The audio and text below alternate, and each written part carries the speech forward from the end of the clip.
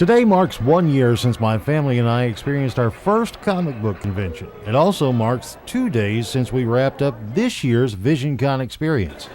VisionCon 26 lived up to our expectations very well, with great media guests, well-stocked vendors, extremely talented artists and writers from the area, and of course, a legion of cosplayers that would make Stan Lee proud.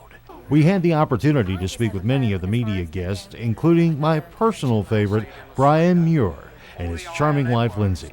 While you may not recognize Brian's name, you most certainly know, appreciate, and love his work.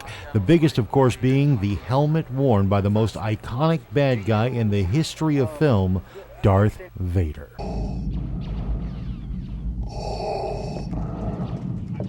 But that's merely the tip of the iceberg when it comes to Brian's contributions to some of the biggest blockbusters of the 20th century and today. Brian, you see, is one of the unsung heroes that have dedicated their life and talents to entertaining and enthralling the masses in the world of cinema.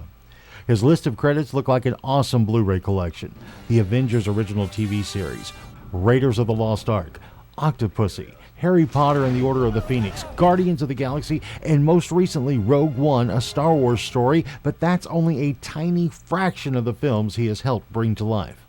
Being a lifelong Star Wars fan, it was a true honor to speak with Brian and to learn more about what it was like back in the days before anyone dreamed the silly little space movie would change the world of cinema, merchandising, and pretty much, well, everything forever.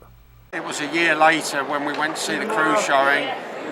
At the end of the film, there was a standing ovation from the same pessimistic crew, and we all realised how great a film it was, and it was way before its time.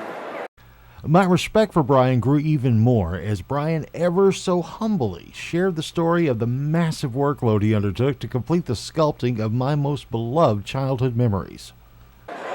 Well, there was only Liz Moore and myself actually worked on the first one, and I'd only been working there with Liz a month, and she left the picture to go and be with her boyfriend out on a film called A Bridge Too Far. He was special effects on it.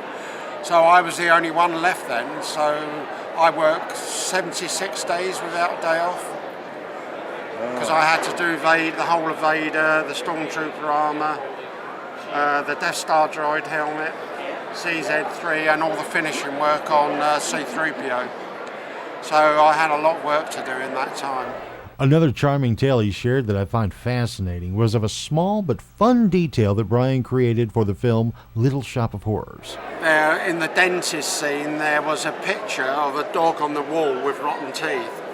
Well, I actually sculpted the dog with the rotten teeth, and they put the hair on it, and then they took a picture of it and put it on the wall.